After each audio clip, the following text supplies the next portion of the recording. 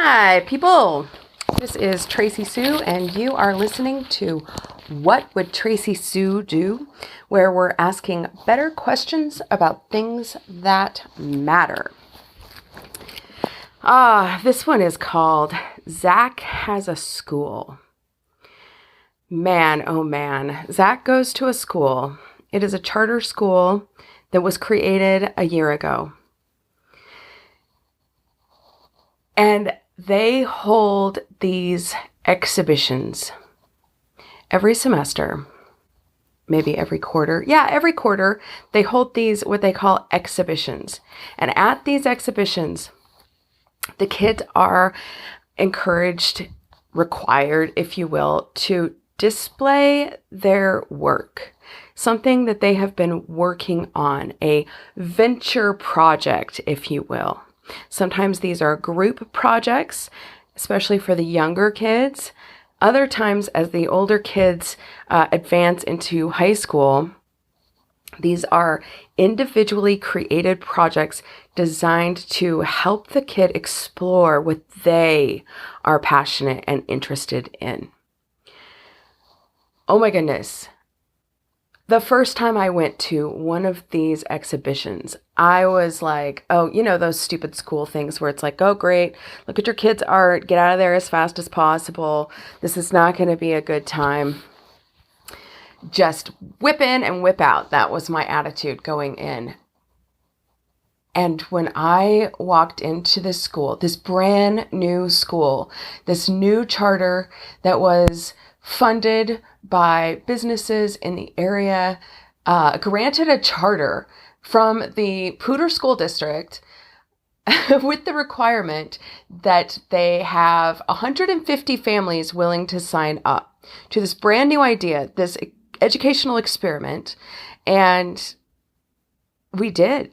150 families said, oh, I like this idea, this experiment, and we are willing to cast our vote and send our child into this just grand new genius educational vision, right? And I walk into this exhibition and I tear up. I tear up and I am just overwhelmed with the passion in the room, with the support for each kid's individual creativity to bloom and flourish and express itself. Every kid there was encouraged and given the platform and the assistance to explore what they cared about. They had a band set up so that kids could perform, do their performances with their music, whether that was singing or playing the guitar. There were kids who made films, and they were given these rooms, and you could go in and put your headphones on, and a kid would explain what their film was about and why they cared about it. They had written entire books. They had created gigantic posters of themselves and written things on their bodies that they cared about. They had written poems about their angsty teenage struggle, the things that they were going through. They had painted entire galleries of art that expressed who they really are. I was overcome with such emotion, such gratitude.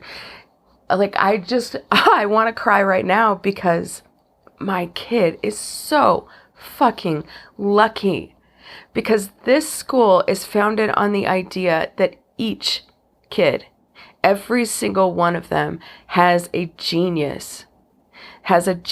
something special about them that will help them go through life, provide a foundation for their career, and they are honored for that. Not punished for that, honored for that. These are kids who probably don't fit into a traditional education system. They are kids who have different ideas and different gifts and different talents that just need the support so that they are born. And this staff is highly educated people, tenured in the traditional school setting. I mean, master's degrees, doctorate degrees, working for the school district and, getting their retirement plan and set up in these schools that have mostly traditional models. These people walked away from their stable, secure jobs because they believed that the way we're educating our kids is outdated and does not prepare our children for life. It does not instill the kind of creativity and risk-taking that innovation is built on. It creates little people who are supposed to jump through the right hoops, and they're the same hoops for every kid, right? You have to take this kind of PE class. You can't take that kind of physical education class. There are so many things about this school that I am so grateful for. They have a vision of wellness. So in your wellness curriculum could be your talent at Taekwondo. It could be, think about that. Instead of the traditional crap ass PE class that's just, oh, okay, let's try this sport, run, whatever, right? Let's just all do the exact same thing. These kids are doing extracurriculars. They're playing on city teams, competing in their areas of focus, and they don't get PE credit for that in the traditional school situation. Whereas in this school, wow, you've got a black belt in Taekwondo, of course we're going to give you credit for that on your transcript. Wow, you play tennis every summer with the city? Yes, we'll give you credit for that. It's also encompassing wellness. So do you have a meditation practice? Do you attend a spiritual community, whether that's a church or youth group or a spiritual group of some sort? That's a wellness practice. That is spiritual development. That is mindfulness. These things are included in the curriculum. Emotional competency, emotional intelligence is taught in the school in the same way that English class is.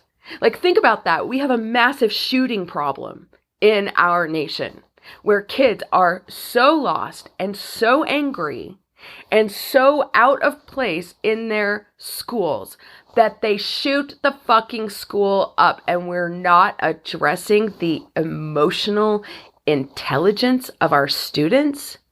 That's our bad, right? That's just our fucking bad. Like, we are having the traditional school setting that only focuses on academics.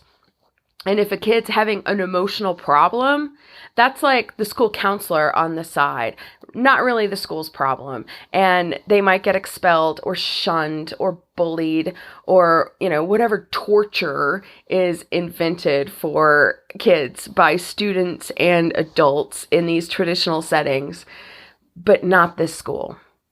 This school has built into their model the social, wellness, emotional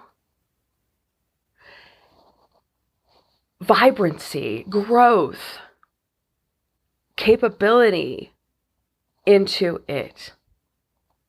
Now, my kid is a good kid. He has not had problems in elementary school, right?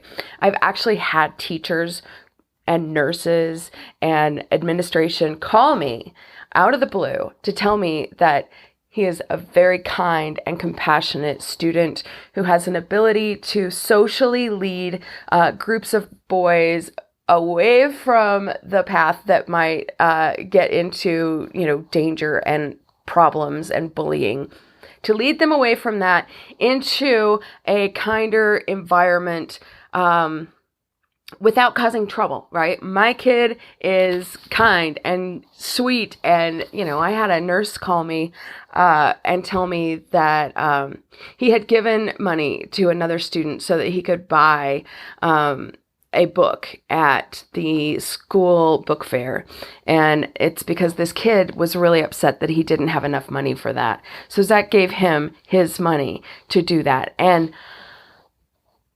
my kid enters middle school, which starts in the 6th grade here. He enters middle school, and suddenly I'm getting these calls from his teacher who is telling me that my kid is having behavioral problems. The first time she called, I was like, oh, well, that's upsetting. Let me get to the bottom of this. Okay, she called a week later, and I'm like, hey, what is the problem here? Oh, well, he's fidgeting. He's fidgeting. That's your deal? He's fidgeting. He's talking to his friends. Okay, is he calling them names? No. Is he bullying them? No. Okay, so what is the problem here? The problem is that you're not managing your classroom? The next week she calls.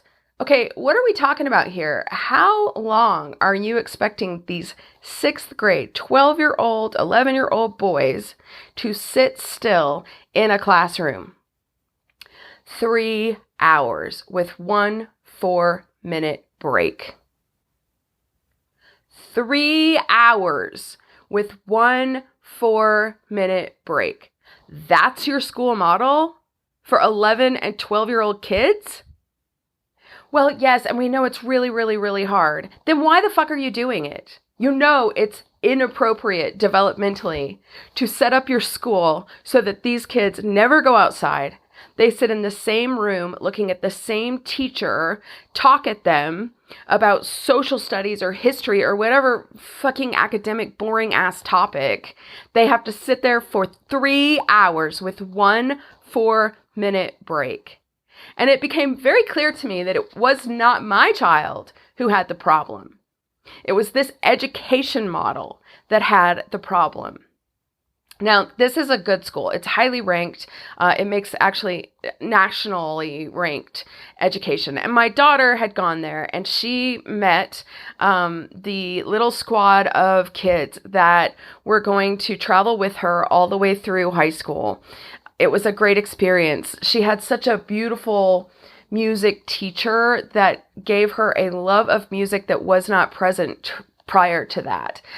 They literally cried when middle school was over because they were not going to attend this orchestra. She's a senior now. These kids that she met in this school were so great and important to her that they are now seniors all together. So this is not a bad school. It's an international baccalaureate school, which basically means that it's super academic focused.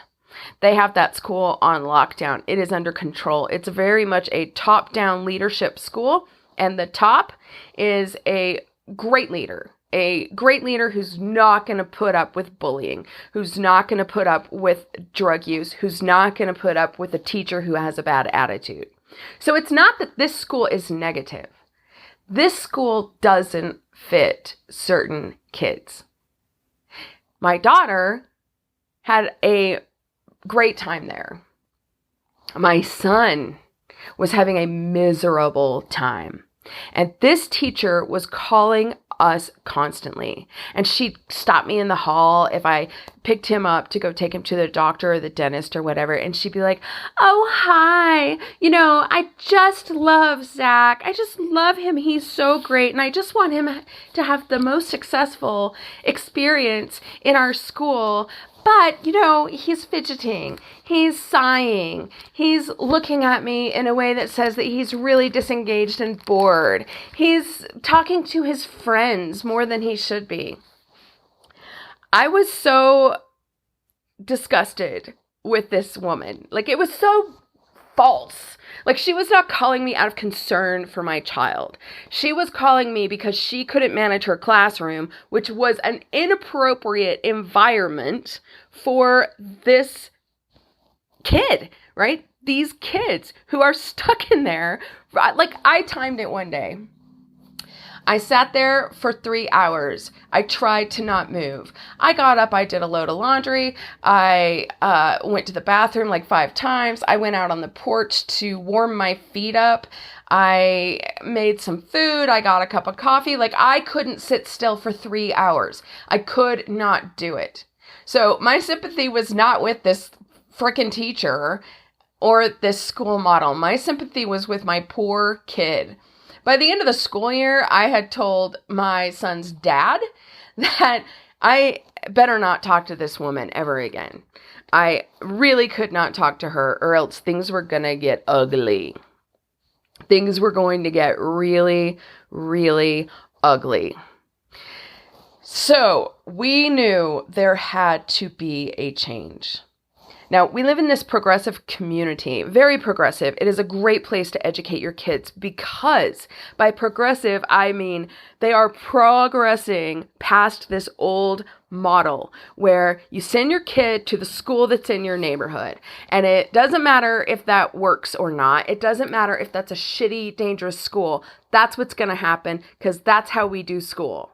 And it's going to be this very outdated model where every kid has to take the certain thing, and we're moving toward a standardized test all year long. That's what we're doing.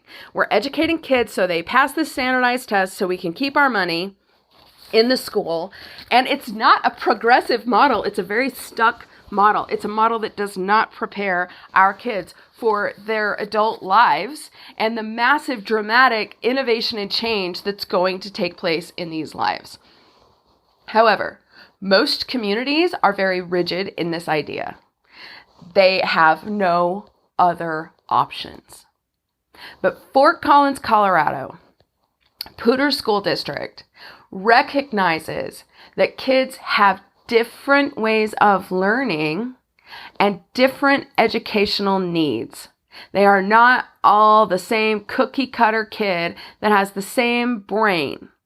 And so we are extremely progressive in terms of having different focuses for schools in this city, right? So we have STEM schools. That's what they focus on: science, technology,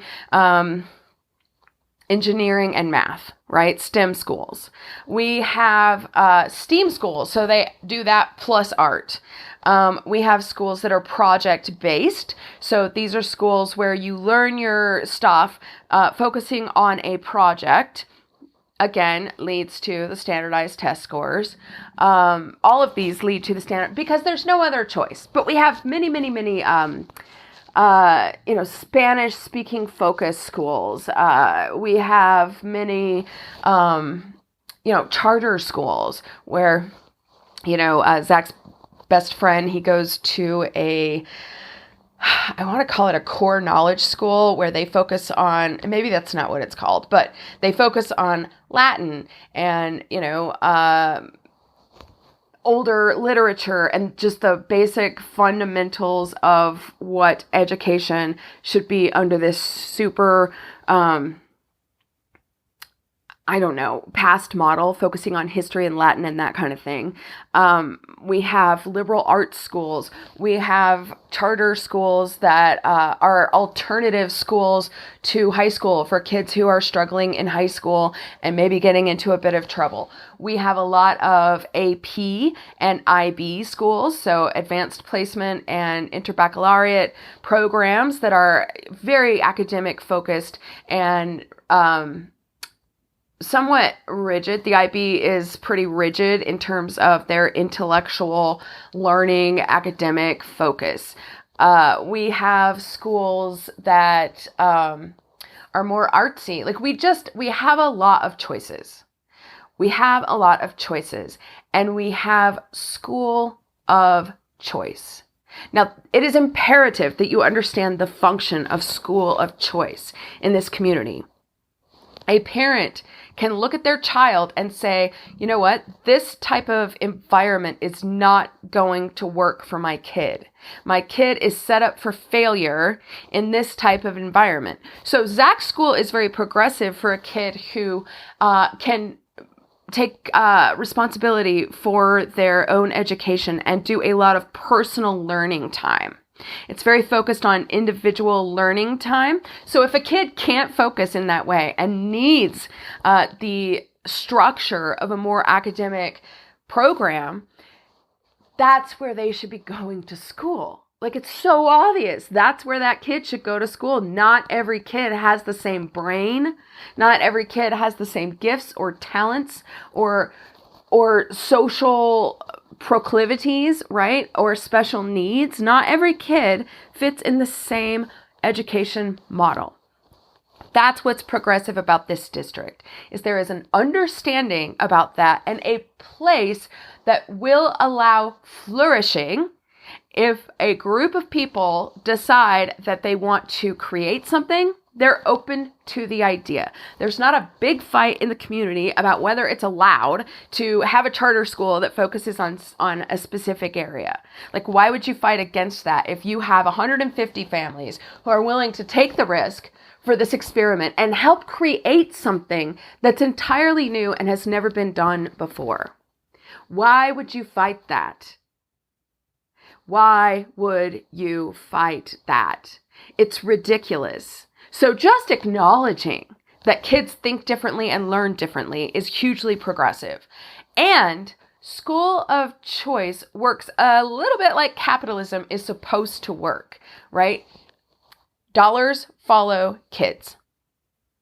Let me say that again. Dollars follow kids. So whatever state and federal funding a school gets, which is, I think, $4,000 to $6,000, something like that, follows kids. So if you have a crappy school that is not safe, that is not meeting the needs of kids, that is not able to bring kids up to an academic level that is illustrating, if you will, that they're learning anything, then you have people choicing out to other schools in the city, right? So school of choice is you have a neighborhood school. This is where you're automatically going to go unless in February you enter a lottery that says, I want my kid to go to that school or that school. You can enter as many lotteries as you want to get out of the school that you are geographically slated into. You have to provide your own transportation to and from school if you choice into another school, but this penalizes the school that can't get their shit together. I'm talking to you, Lincoln Middle School, which, to be fair, is probably a much better school than many, many millions of kids get in their communities that don't invest in education, that don't have a really strict anti-bullying environment, where a community maybe doesn't understand the value of education and why you should get one, or they're economically struggling and they can't raise funds, right? Which, funds is a whole nother issue. If we're going to continue to fund our schools with the property taxes from a local community, some communities are going to have a great education to offer kids, and some communities are gonna fuck kids over. And obviously, that is the socioeconomic environment, right? If you live in a poverty neighborhood with little education around you, you're gonna get fucked out of an education because we fund education through geographic locations, and it's real easy to draw that line around rich kids and leave the poor kids to flounder because there's no money coming to the schools locally, right? So we will always have this educational disparity as long as we continue to fund schools in that way. A far better, more equitable solution would be to fund them statewide and have the money distributed equally so that these kids get a shot at a good education, so that all kids have a shot at a good education. But right now, this school district, Pooter School District, has this very expanded idea that if you want to leave a school because it's not going to fit your kid, or because they can't get their shit together, or they have crappy leadership, or they have a crappy attitude, you can leave that school and go to whatever other school you choose for your kids. Now, I know that lottery sounds like a kid's going to lose and they're going to go to a crappy school. But here's the gorgeous, beautiful thing about this area of the world is education is important enough that you're not going to go to a school, even if you don't get your first choice, you're not going to get stuck in a school where your kid's not going to get an education, where they're not going to get a good education, actually. So all of these schools are highly ranked because education in this community is a priority, and there's an incentive to improve the education so that your school gets more kids and gets the funding. So this particular school that I'm talking about, where Ainsley had a great experience and Zack had a terrible experience, was actually one of the crappier schools in town. And it was failing. And then it got a new principal that was amazing, a great leader. Dr. Tom Dodd, actually, is his name. And he turned that school around in a very few years. And it's now one of the most choiced into schools. It has a waiting list to get into the school. That said, Zack got into this school called Compass Community Collaborative School, I think is the whole name, on the first year. They started in the 6th grade. He moved into 7th grade his first year. And it was this just really a revolutionary idea, honestly. And because it's a new school, there have definitely been some growing pains, right? There are some ideas like, we don't want school bells. We trust kids to get where they need to be without those. It did not take very many weeks to realize that if kids don't know where they're going or when they need to be there, Zack found it produced a lot of anxiety because he'd be like, I don't know where I'm supposed to go or when I'm supposed to go. But this school pivots. It pivots well, right? They at first did not have dedicated classes, strictly dedicated to math, English, science, and social studies, which are the core subjects that statewide tests are built on. That created a problem because parents couldn't quite judge how much their kids were learning. And at first they weren't giving grades. And then the school district was like, well, you can't do that because we have to have a transcript and kids can't get into college without a transcript, which needs a GPA, right? But the ideas were basically, we want these kids to take power over their own education, and we want them to flourish in their whole selves, emotionally, with character, with self-discipline is a huge piece of it, right? Taking responsibility for your own education requires a lot of personal discipline and personal responsibility, and some kids didn't flourish in that, and some parents wanted to see some homework and some grades to illustrate that they were making progress. It was a brand new school, so there's no evidence that their project-based loose curriculum was actually going to keep their kids at grade level. Now, I don't want my kid to be strictly educated based on standardized testing, but it is a way to determine whether this model is successful in keeping my kid educated at the level of his peers. So they changed that. This school it's a new invention.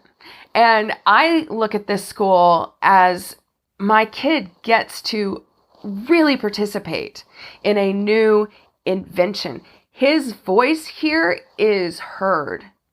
They genuinely want to know how kids are receiving this information and what they can do to shift this, and culture of the school is one of the very most important primary things, which means kids have a voice about how they are being educated and whether something's working or not. They meet in these small groups, and They talk about things like that. They talk about current events. They talk about emotions. They talk about, situations that crop up like bullying or girl drama or a kid, doing some drugs or whatever it is in the real world that comes up. They're given a forum and encouraged to express themselves about it every single day. There is not a differentiation between 6th grade and 11th grade or 12th grade. I think they only have up to 11th grade right now. I'm not sure that they're actually seniors yet because they did not open that. I think there are seniors this year. They only opened it to 10th grade because they didn't have, they wanted the kids to be acclimated to the school as they progressed. So if that makes sense. If it doesn't, it's not that relevant. But the older kids work with the younger kids. There's a crossover in terms of level of learning. And, if a kid is like super bright in math, it's not unheard of that he would be put with older high school kids. And if a kid is struggling, he might be put with a different group of kids who are also struggling. Not in terms of a strict classroom environment, but just in terms of instruction to support that kid where they are at. And that's the important thing. They're teaching kids where they are at. And they're very focused on evidence to illustrate that you understand a concept, that you actually understand it, not just that you can be really good at test taking, not just that like it's in or out, pass or fail, right? If you illustrate a year after it has been part of your curriculum and you just didn't get it, like you just don't get a theorem, you can work on that and change whatever grade is assigned to you once you illustrate that you get it, that you have understood the concept and you can use it in a correct and appropriate way. Kids get grades, if you will. I'm using air quotes because they're not like A, B, C, D, F grades, right? They are, I want to say markers for competency. They have different levels of competency.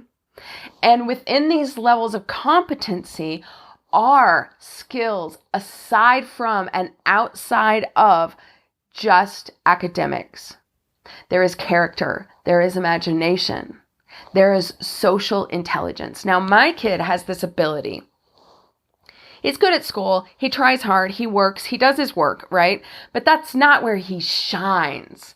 Where this kid shines is to be able to interact with kids that are weird, right? With all kinds of different kids, the popular kids, the athletic kids, the weirdos, the ones that have special needs that don't fit right in. The kids that in a traditional environment might be shunned and bullied.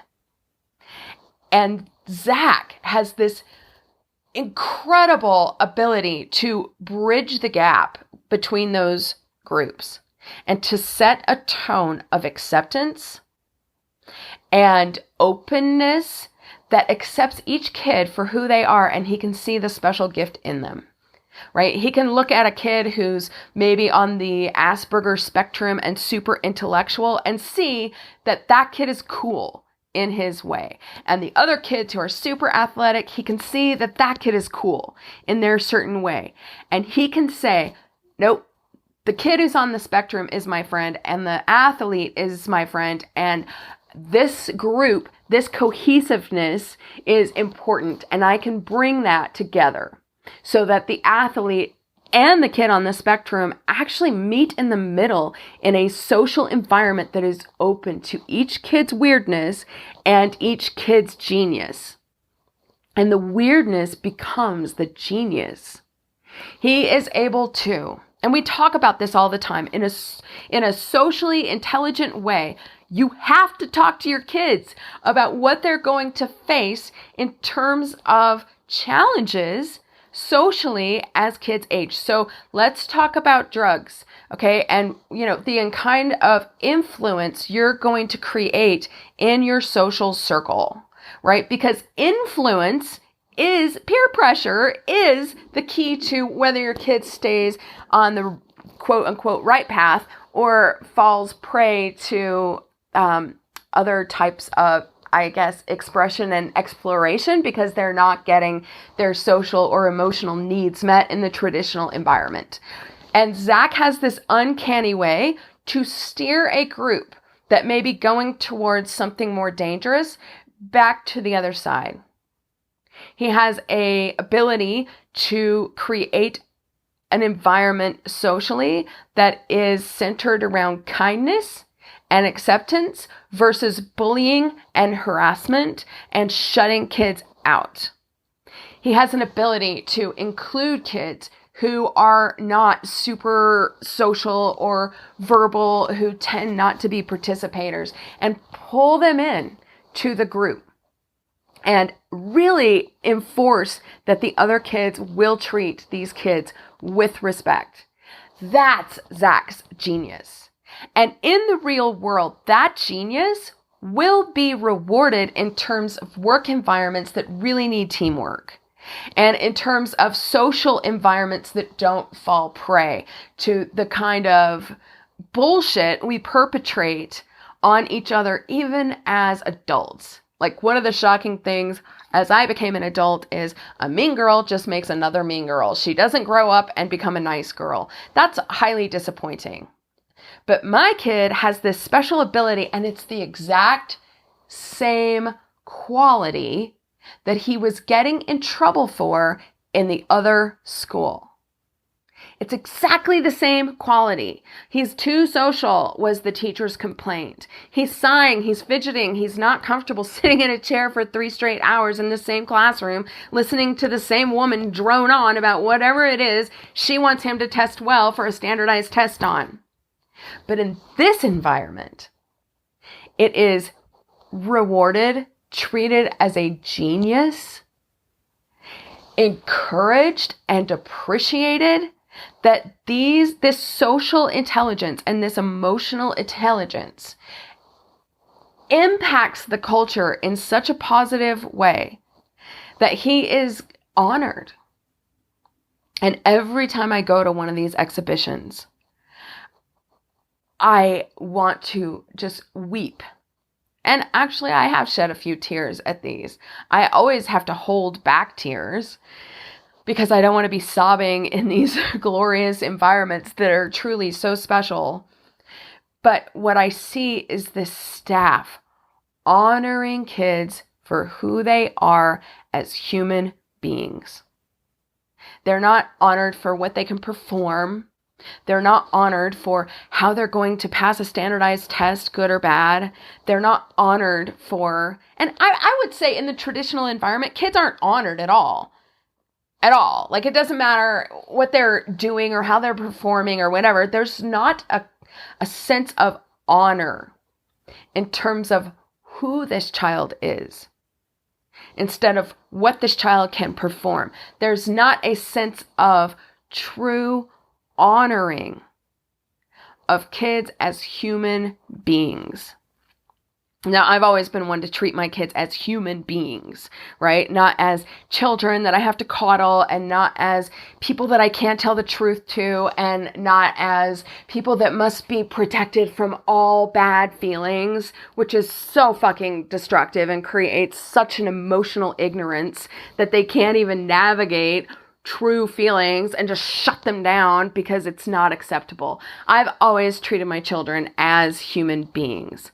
I've never done baby talk with them. I've never tried to shield them from every possible problem that they could have, consequence or whatever. No, my job, I have always seen my job as helping them learn to cope with their existing situations, to face the truth of that, to honor their own feelings, express them, work through them, figure out how to manage, view their own gifts and also their, I don't want to say failings, but their challenges, I guess you could say, and look at those and find a way to work within those frameworks, because that's what you have to learn to do as adults. You can't be a fragile flower in the world And learning how to manage your own emotions is key and critical to living an successful adult life, and allowing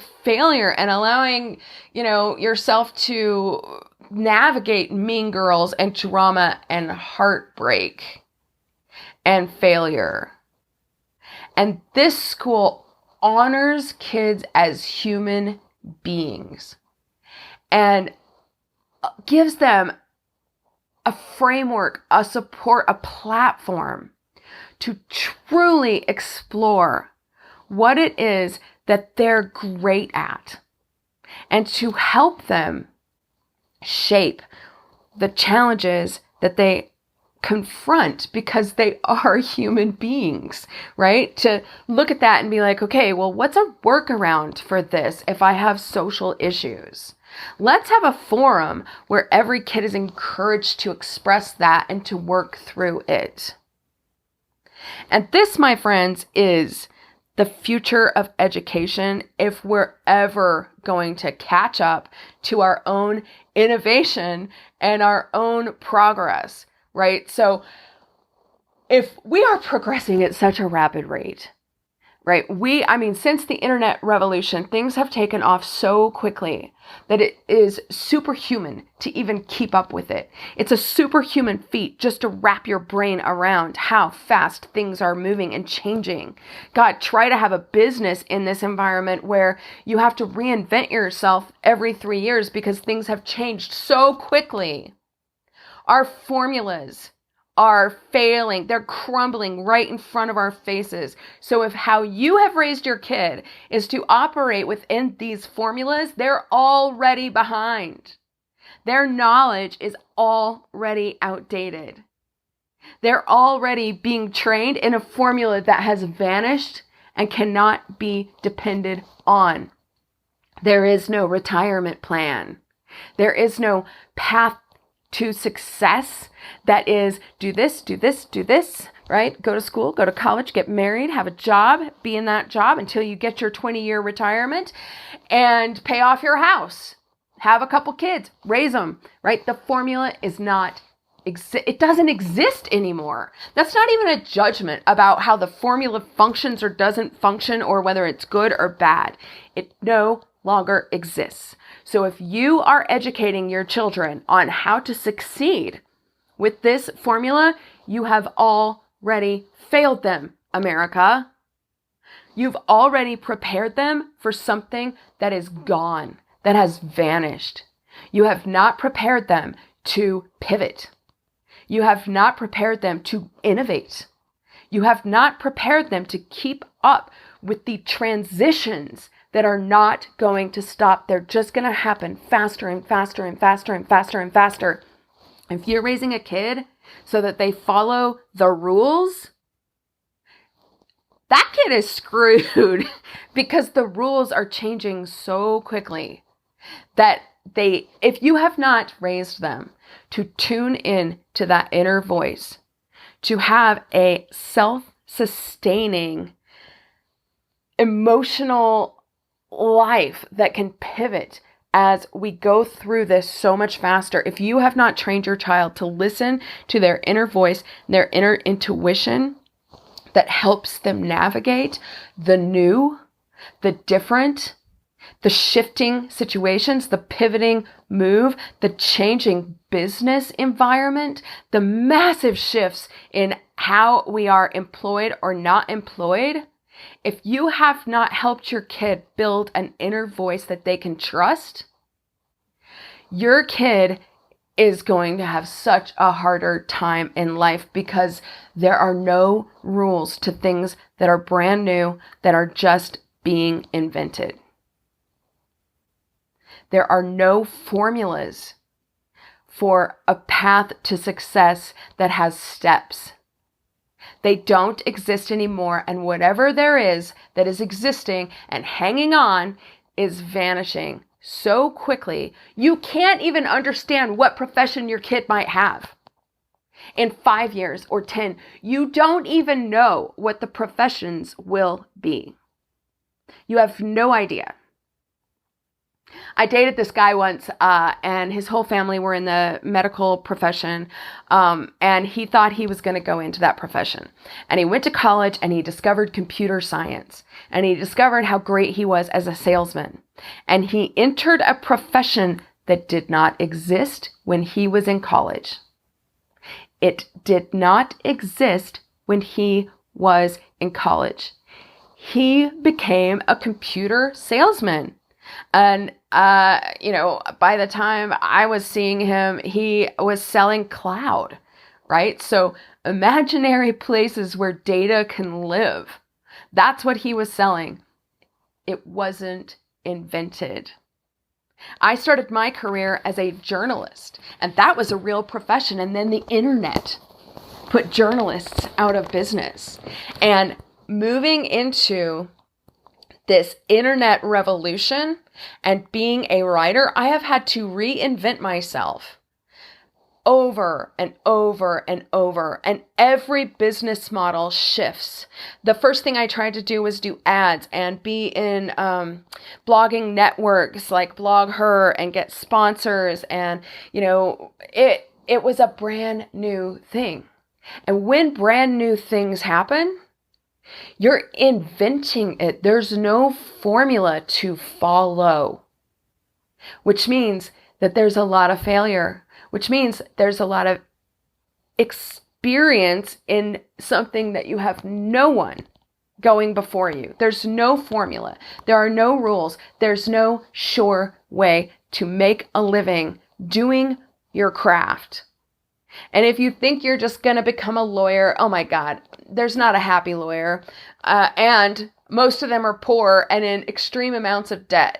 If you think you're just going to go be a doctor and live on the big hill in your mansion, that shit has to change, because we are creating a system where we just get sicker and sicker, and we're being outsourced and automated to a degree where traditional employment situations don't even exist in the way that they did before the 2008 crash. The 1099 is more and more and more how people are living. And insurance doesn't come with a 1099. And if you don't know what that means, it means you're not an employee, you're a contract worker, and there is no stability in it. None. So if you think you're going to take a safe path, or you're going to direct your kid to the safe path, lawyers and accountants can be employed in India. They can be Indian citizens. Graphic designers all over the world. The internet revolution has made every job in America easy to do for someone else who doesn't live here, unless it's an in-person experience like a massage therapist or a nurse who actually is caring for the elderly or the injured, or a surgeon who has to be here. But now you can see a doctor online. You can see a doctor online. In fact, many people do. They have online checkups. Man, my insurance just told me that I can get a dermatologist appointment to check my mole situation or a growth or an acne or whatever. I never have to see this doctor. The doctor does not have to be geographically present. They're doing psychotherapy online, on demand, right? So if you're educating your child and trying to prepare them for adulthood in this world, and you're doing it under the old formula of education, your kid's already falling behind. So I'm encouraging you to insist on new models for your kids all over the country. Insist on innovative models. See, I'm very proud of the community who started this school, because there were 150 families who said, yeah, I know this isn't going to work for my kid, and I'm willing to do something brand new, unproven. When we signed up, they didn't even have a building. Like, they had no tangible physical school to meet in.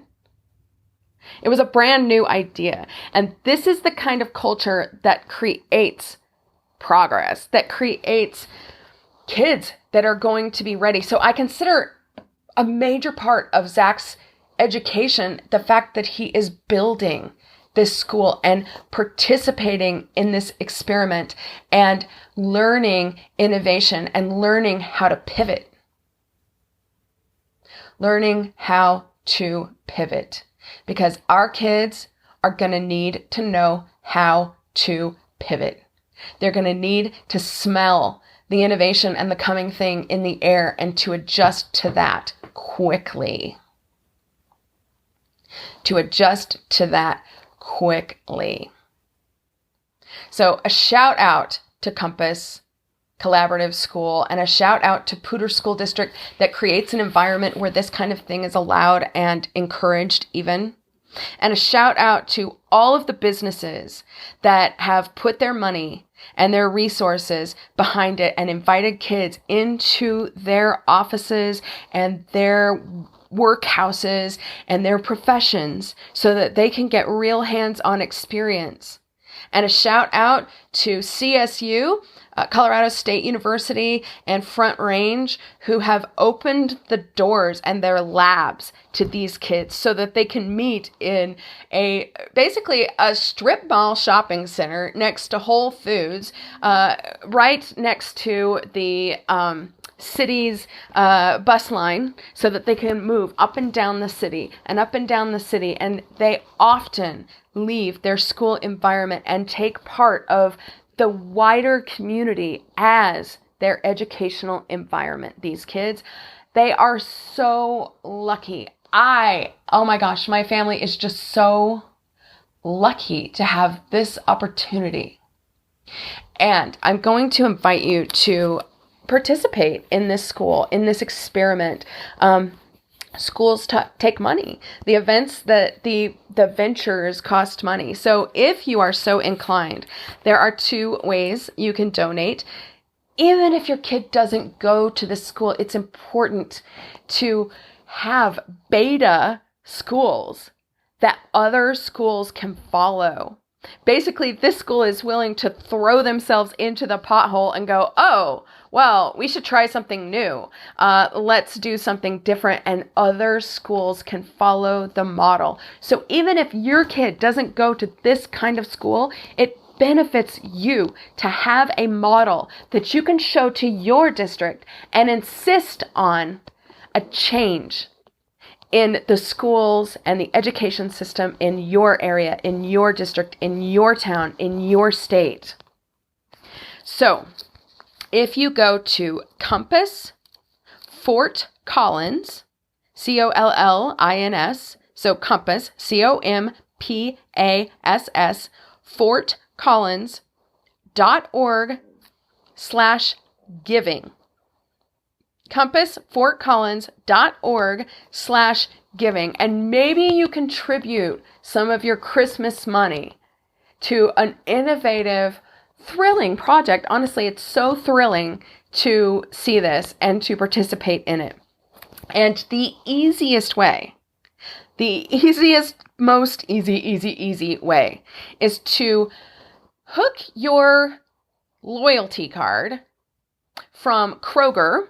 Right? Kroger is a company that owns at least one grocery store in your town, whether that's a Smith's or a King Super. They have an array, like an enormous array of grocery stores that you may not even know are connected to this company, Kroger, right? But they have the loyalty card and it's connected to your phone number, and you go buy something and you enter your ID, right? Your phone number, or you scanned your little, keychain card, and you get gas points or discounts and sales on the item, right? These are loyalty cards. And just using that, if you connect this school to your purchase, whatever your purchase is, it does not increase the price of your purchase.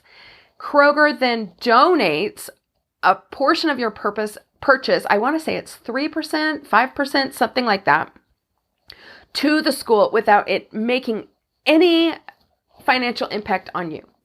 So you just keep buying your groceries and you keep paying for your gas using your identity number, your loyalty card number, and the money goes directly to the charity of your choice.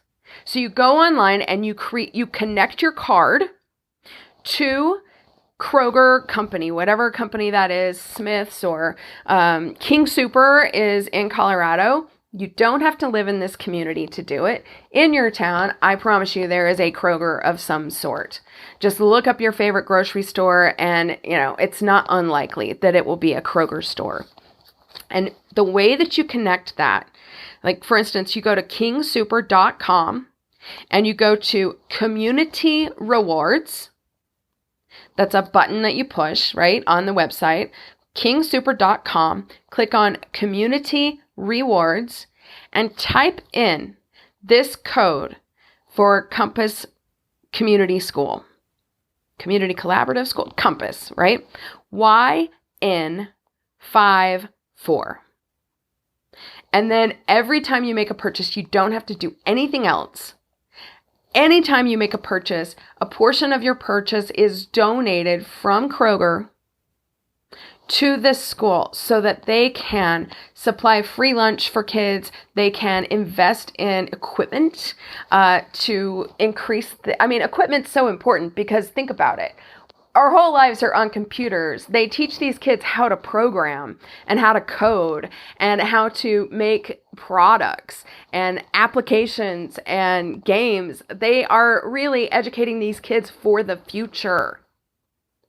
For the future. And we need kids who are ready for the future. Kroger.com, community rewards, YN54. And maybe you can also search it by name, Compass Community Collaborative School. The website is compassfortcollins.org/giving. And many, many, many people donate at Christmas time. And maybe this is a cause that you want to throw a couple of bucks at, that you want to vote with your dollar for this idea, because it's going to be a model school that other schools can follow without making all of the initial mistakes.